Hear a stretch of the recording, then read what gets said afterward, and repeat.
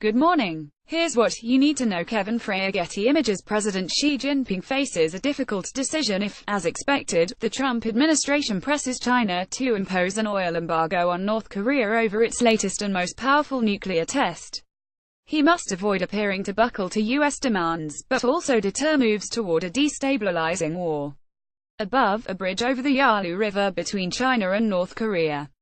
On a deeper level, the North's defiance is undermining Beijing's long-term goal to replace the U.S. as ASEAN's major power. Pool photo by Mark Sheilbeiner. Regional Economic Forum in Vladivostok, Russia, that starts today is expected to include many of the parties enmeshed in the nuclear standoff. Some, like Vladimir Putin, will be coming from the BRICS meeting in Xiamen, China. Above. Other expected leaders: Moon Jae-in of South Korea and Shinzo Abe of Japan, who has been in frequent contact with President Trump.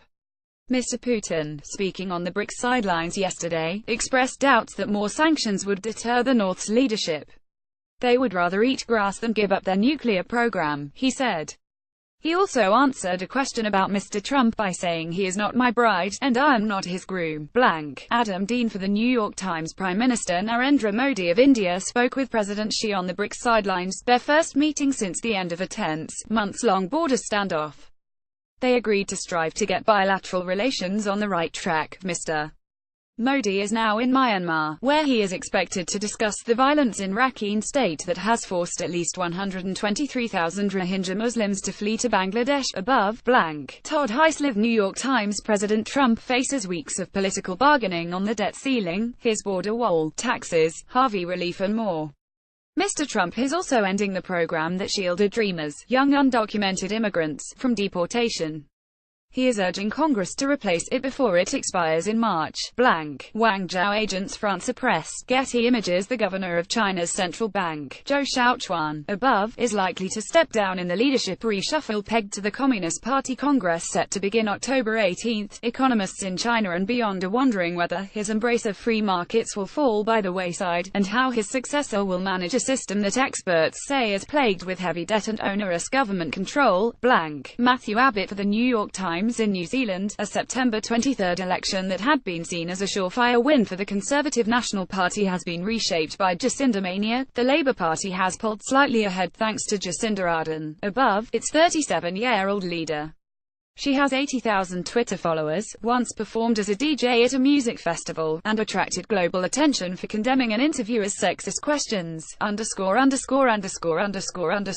your phone to tell you when the briefing is ready? iOS users can now sign up for a daily notification. Open our app, tap the bell on the upper right and turn on morning briefing. On Android, tap the three dots. Business. Rovio. The Finnish gaming company behind the Angry Birds empire, Rovio Entertainment, is going public in Helsinki and plans to issue new shares worth about $36 million. Lilium Aviation, a flying car startup, raised $90 million from a host of investors led by Tencent, the Chinese internet giant. United Technologies shares fell on the company's announcement of a $30 billion deal to buy the airplane parts maker Rockwell Collins. UT said it had no immediate plans to sell off other businesses. Our reviewer says there's as much to love about the new Samsung Galaxy Note 8 as there is to hate. Guess in which category the price tag of almost $1,000 falls. US stocks were weak. Here's a snapshot of global markets. In the news, Heng Sinoth. Associated Press. Cambodia charged a top opposition leader, Kem Sokha, above, with treason after he was accused of plotting to overthrow the government with US backing. The New York Times. Gauri Lankesh, an Indian journalist known for her critical reporting on Hindu extremists, was shot and killed outside her home in Bangalore. The police said the motive was unclear. The Guardian. Hurricane Irma has strengthened over the Atlantic, threatening to batter the Caribbean as an extremely dangerous Category 5 storm and head towards South Florida. The New York Times. Taiwan appointed a new premier, William Lai, as President Tsai Ing-wen moved to shore up public approval ratings that have dropped below 30%. Reuters. Pyongyang University of Science and Technology, financed by foreign evangelical Christians, is recruiting non-American foreign volunteer teachers to fill the gap left by a U.S. travel ban on North Korea. The New York Times. A Japanese company developed a baseball with built-in sensors that enables the measurement of spin, counting the rotations on curves, sliders and other breaking balls.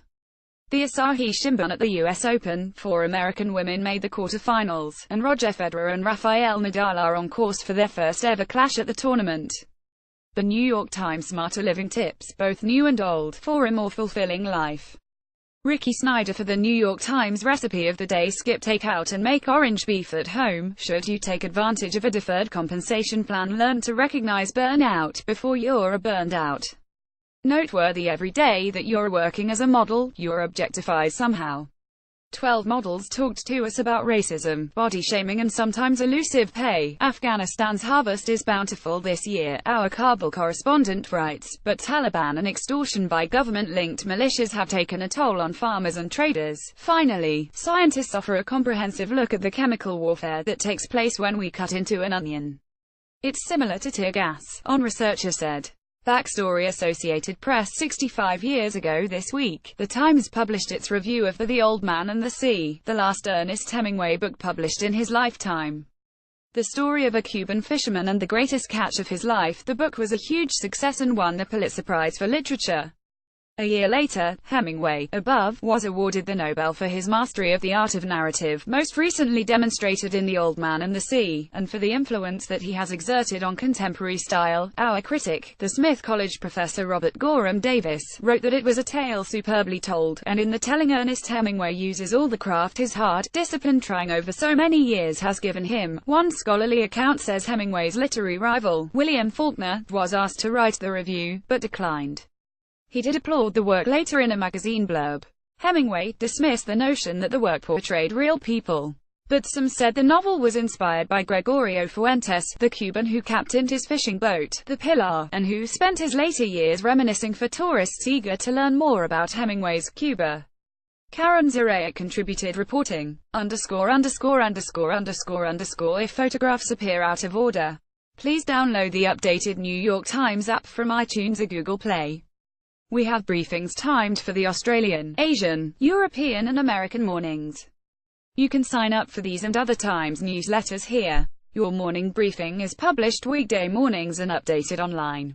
What would you like to see here? Contact us at asiabriefing@nighttimes.com.